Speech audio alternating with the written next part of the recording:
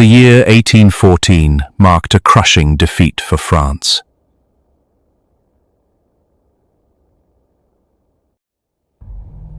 The victorious powers gathered to redraw the map of the continent.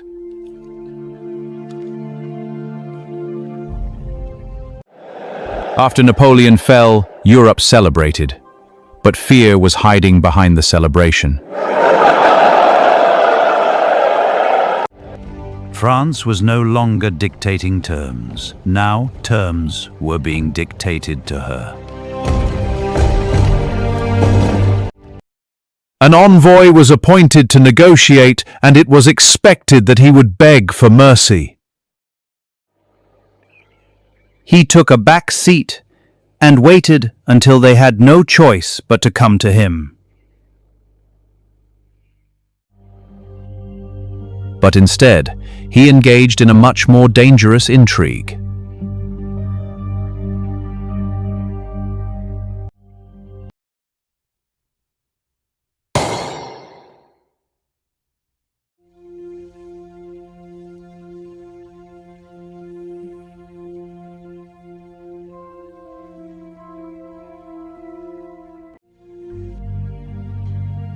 Charles-Maurice de Talleyrand, a priest turned diplomat, a servant of 5 different regimes. From the monarchy to the revolution to Napoleon and beyond. In the realm of politics, there are men who command respect, and there are men who inspire fear. Talleyrand was one of those indispensable figures whom everyone relied upon, despite the absolute lack of trust.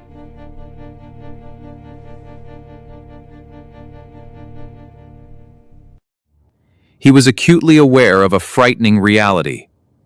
People have no trust in those who depend on them. They trust those who are perfectly capable of getting by without them.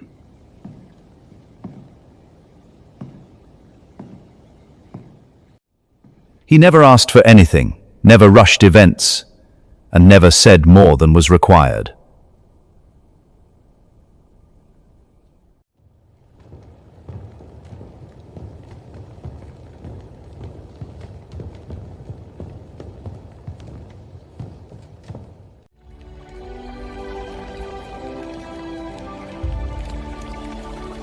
The Congress of Vienna, 1814.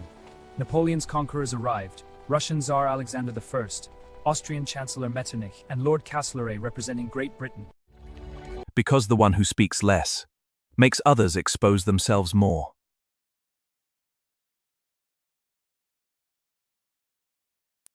Four great powers gathered at the negotiating table: Russia, Austria, Great Britain, and Prussia.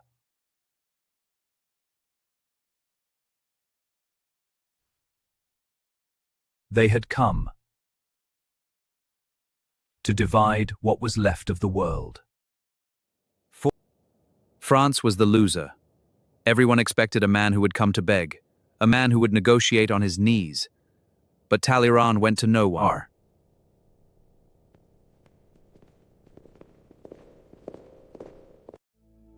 Instead, Talleyrand opened the doors of his palace and began playing host to the elite of Europe. He hired the finest chef in France, hosting the most luxurious banquets in Vienna. Gastronomy became his weapon.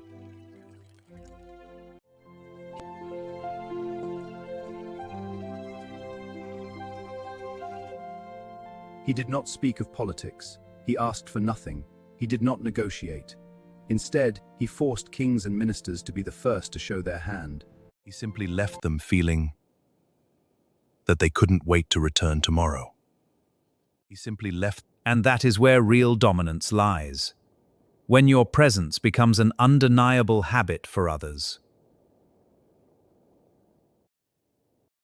And gradually, the representatives of the great powers began coming to him on their own, asking for his opinion, seeking his solutions. Because the one who comes to you gives you something without even realizing it. He gives you control. Defeated France emerged from the Congress of Vienna with its borders intact, with its dignity preserved, and with a seat among the great powers. He did not fire a single shot. He never raised his voice, and he never chased after anyone. His ultimate weapon was absolute composure, before which armies faltered and empires crumbled.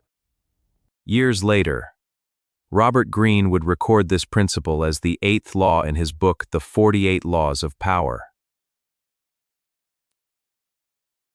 Force others to come to you and use bait, if required.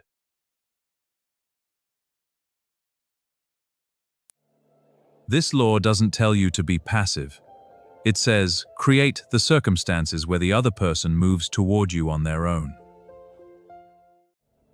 Because the one who comes to you surrenders control before the game even begins. Talleyrand didn't win because he was more intelligent.